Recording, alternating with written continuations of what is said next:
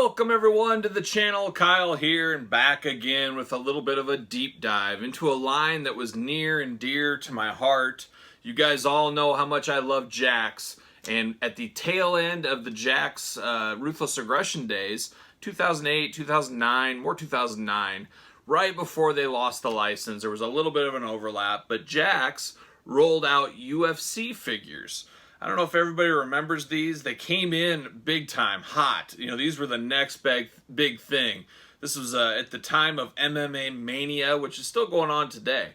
I'll take you back a little bit. I was a little kid at UFC 1 came out, and it blew my mind. Ken Shamrock, Hoist Gracie. Been a Ken Shamrock man the rest of my life. Still to this day, I absolutely love Ken Shamrock because of UFC 1. It was a great pay-per-view. Something wrestling fans gravitated to. The general public thought it was crazy. Obviously, we know UFC's changed a lot since then, just like the figure games changed a lot over the years. A lot more regulations, a lot more rules in the UFC. But about 2009, UFC rolled out some figures with Jakks, and they started really hot. They started with a legend figure in each series, and that's what drew me in.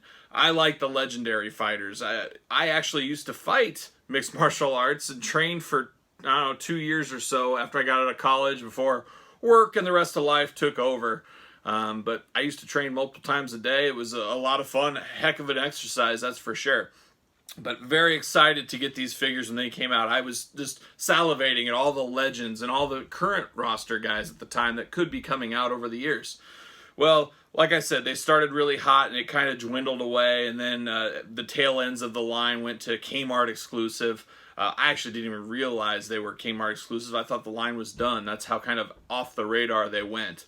But we all know but Jazzwares is bringing UFC figures back. We got a quick sneak peek at Toy Fair. We'll see what becomes of those. So more to come on that. But let's get into a deep dive. I wanted to deep dive on these UFC figures, and I wanted to deep dive on just the legends. At first, they released one or two legends figures per wave. Just kind of something like a Mattel would do with a flashback legend in a main wave.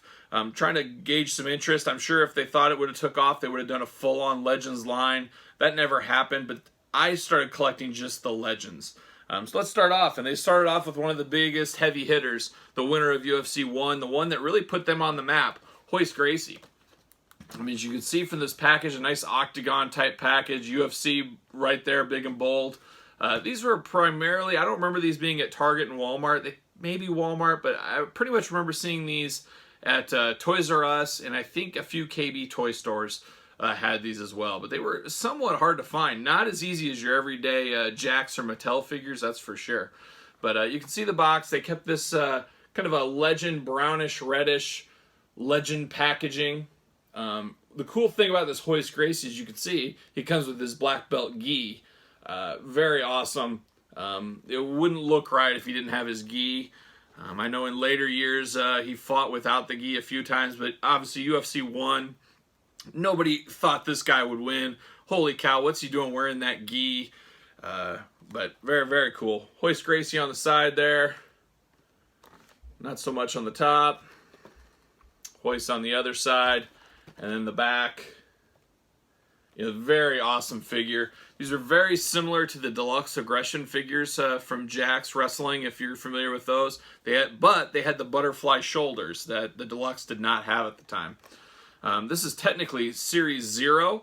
Hoist Gracie, obviously, in the line. Kendall Grove, Houston Alexander, Miguel Angel Torres from the WEC line, which UFC later bought WEC and merged it together. Rashad Evans, Keith Jardine, Frank Mir, and Brock Lesnar. So a very heavy hitter lineup at the time. Some of these guys like Houston Alexander might have been forgotten with time. I remember Houston because he was trained at the gym 2 hours to the west of me. So I actually bumped into him a few times. He was a bad dude. I'll put it that way. Keith Jardine, another one, acting these days. Rashad Evans, UFC Hall of Famer. Brock Lesnar, we all know about Brock. Frank Mir, big Frank Mir fan back in the day as well. Little bio card on the back of these figures. Fighting out of Rio de Janeiro, Brazil. born in Rio de Janeiro, Brazil, 6'1", 180 pounds. So Hoist was a small guy, but he proved a lot of things that the little guys can kick a big guy's butt, if you know what I mean, for sure. So very cool. Hoist Gracie Series 0. Very, very cool. And I don't think this gi has ever been used again in the Jakks lineup. So I think there's an opportunity for that maybe somewhere down the line with the Jazzwares. I'd love to see an updated Hoist Gracie. Let's check out another one. So Series 1 started with, unfortunately, kind of a forgotten legend. A guy, and you'll probably hear this a couple times, a guy that was ahead of his time, and that's Evan Tanner. I don't know if anybody on here remembers Evan Tanner, but very cool. Grew one of the greatest beards in the world. I don't care what profession or what, but his beard was just on point.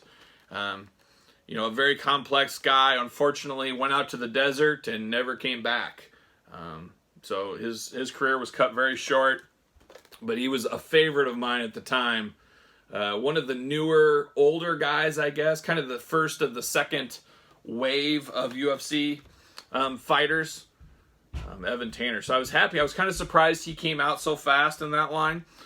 Series 1, Chuck Liddell, one of the biggest of all times. Anderson Silva, Michael Bisping, Forrest Griffin, Mike Quick Swick, Czech Congo, Kevin Randleman, and of course Evan Tanner. So that's a heavy lineup, Series 1, with a lot of good guys in there. As I said, Evan Tanner died, unfortunately. He was born 1971 to 2008, fighting out of Las Vegas from Amarillo, Texas. I knew he always talked in a few interviews about his love of wrestling and Terry Funk, my favorite wrestler. 6 foot, 185 pounds. So that's Evan Tanner from UFC 51 is what this dictates. Good figure. You know, the one thing about this line too, they could reuse the mold basically every time. I mean, these had to have been very cheap figures to produce. You know, it was basically a lot of the guys in the same shorts with just different colors, different designs, but then a lot of the same bodies across the board. So a lot of tooling was saved doing that, that's for sure. Let's jump on. So then it went to Series 3, was the next series that had a legend figure. And another one of my favorites. It's a repeating process, but these are all my boys. I always call them, oh, that's my boy Mark Coleman. That's my boy Evan Tanner. And that's who we're talking about here. Mark the Hammer Coleman, fighting out of Ohio. The Hammer, as he's well known, also part of the early documentary called The Smashing Machine with Mark Kerr, Kevin Randleman. Definitely worth checking out. Series 3 featured Mark Coleman. Had another one we'll show next. Actually, this line had two legends. BJ Penn, Thiago Silva, Carl Parisian. I couldn't stand Carl Parisian back in the day. John Finch and Marco Rua. One of the first Pride figure that was released in the line. Read the box. Mark the Hammer, fighting out of Columbus, Ohio. I said that earlier. 6'1", 205 pounds. Born in Columbus, Ohio, like I said. You know, a lot of these guys were big dudes, but, you know, wrestling, it was always so much bigger. 6'4", 6'6". There was a lot of big, but Mark was a heck of a heavyweight back in the day. And it really made me think at the time, like, hey, Kyle, you could fight, you know, in the UFC. These guys are all the same size as you and whatever. But like I said, I did enjoy my time training for a couple of years. It was very, very fun. The Hammer Coleman, a very plain Jane figure. This is obviously an early one. He's got the one knee pad. Black paint. Easy for me to say. Black plain biker shorts. Like I said, a lot of reuse of these. These were very, very cheap figures to make, but, you know, appreciate the packaging. That's for sure. So then Series 3, like I said, had two legends. Well, here's the next one. The Iceman, Chuck Liddell, from the early days of Chuck Liddell. I am sure a lot of you guys remember Chuck Liddell. He was part of the UFC boom back in the day. That's for sure.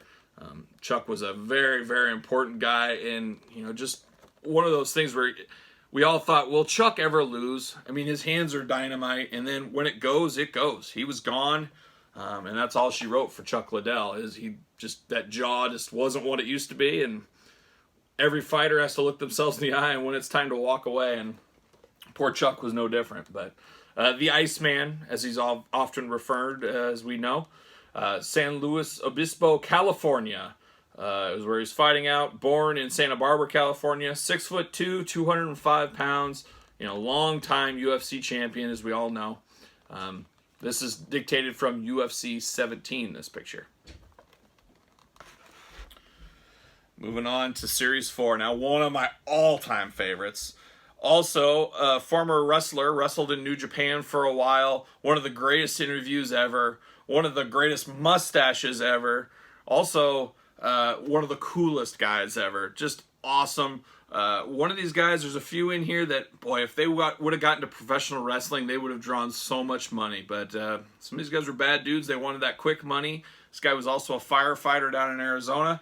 And I'm talking about the Predator, Don Frye. Just one of the coolest guys ever. You see some of his Pride fights, his UFC fights. I mean, just a tough dude. Just a tough dude. You look at him and it's just amazing. That Takayama fight in Pride back in the day with the hockey punching fight. I mean, just great. Just would never back down from a fight from anybody is Don Frye. You can see the picture of him there on the front.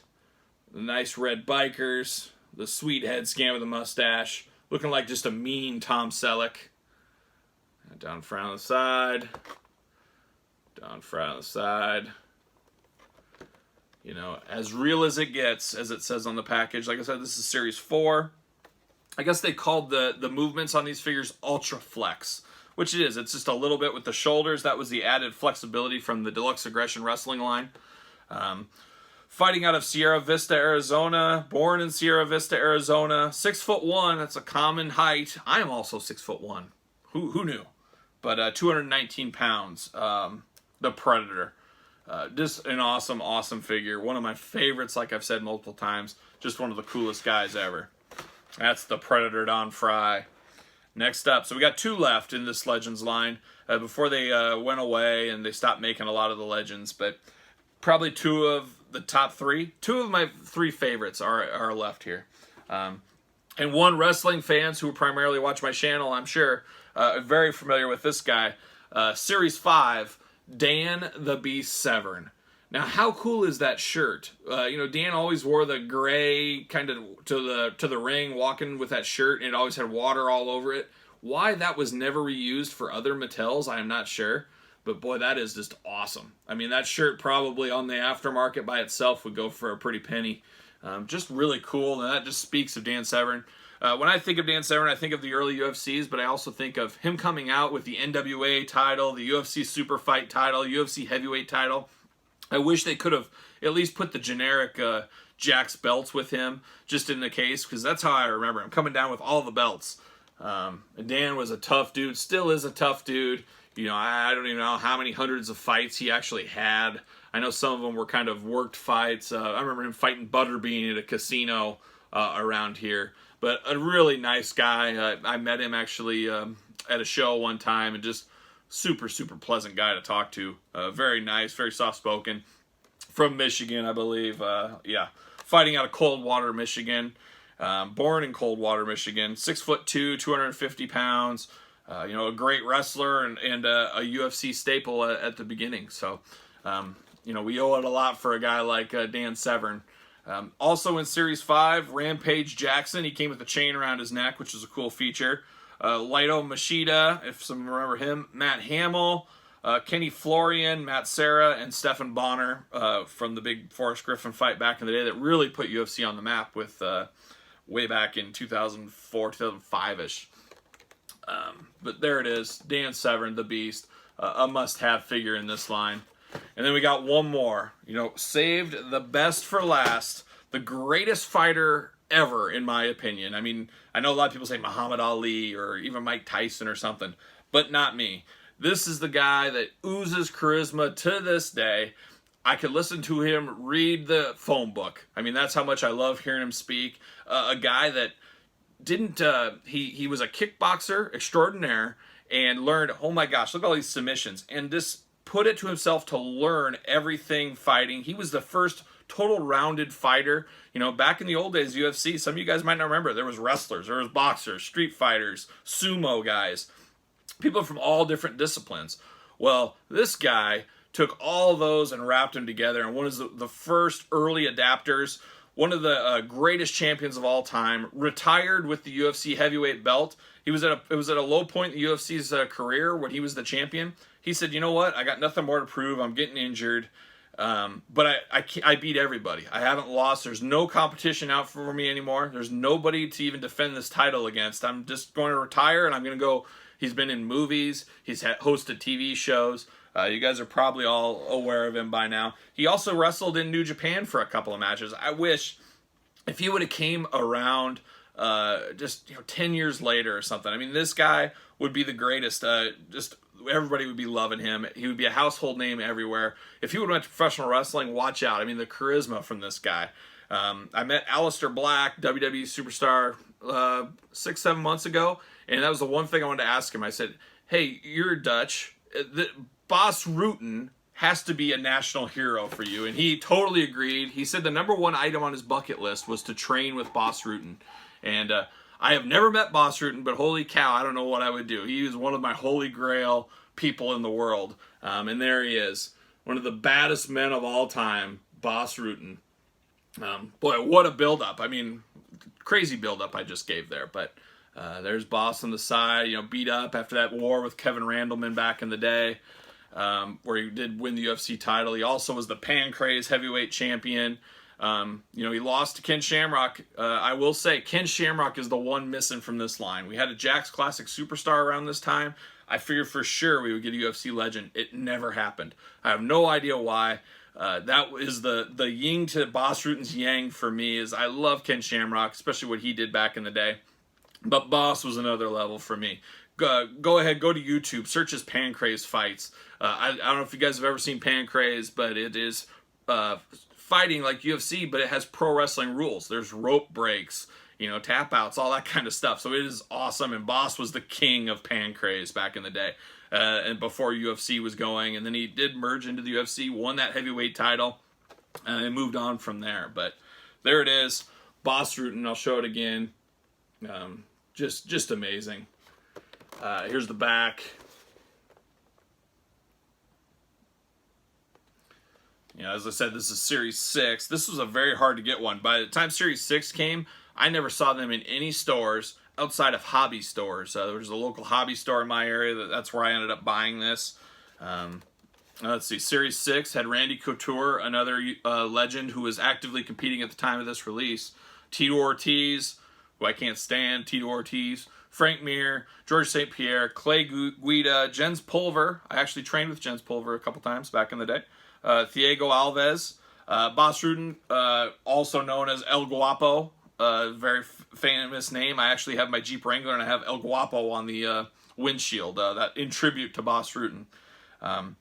Fighting out of Los Angeles, California. Like I said, he moved. He was born in Tilburg, Netherlands. He moved to Los Angeles, hosted Inside MMA on Access TV for many years, tons of other shows, has some awesome DVDs like Street Fighting DVDs, Bas Rutten training. Those Bas Rutten training videos are what I lived on for about 5 years. Just awesome stuff if you can track those down. 6'1", 205 pounds. 6'1" is about the ultimate size for a UFC fighter. It seems like almost every single one of these guys were that size. But there it is, Bas Rutten, who, as you can glean from this, that I absolutely love Bas Rutten. I want more Bas Rutten figures. They did release a mini micro brawler, kind of G.I. Joe size of Bas Rutten, which I also own. But that was it. That was it for this packaging of the UFC Legends. I think there might have been a couple of Toy Fair exclusives of some variants on some of these, but these are the ones I own at least. We'll see what Jazzwares comes out with in the future for UFC figures. I would be lying if I said I was as much of a UFC fan as I was for the first, 90, whatever, 3, 4, whenever it started, 92 maybe, all the way up through probably 2015. After that, it just got too much. When there was a fight every single weekend, it kind of lost its way for me. But I like to remember this, the glory days, and these are figures I cherish in my collection. And hopefully Jazzwares comes out with some legends in the future. We'll wait and see. But that's it for this video. Hope you guys enjoyed a look at the UFC. Not a lot of talk of the figures of these. But don't forget to like the video. Don't forget to comment. And please subscribe. And tell me what you think of the UFC figures. Did you ever own any of these? Did you like them? Who is your favorite UFC fighter? I'm sure we run the gamut of tons of different people, but don't forget to subscribe to the channel, and we'll see you guys all again really, really soon.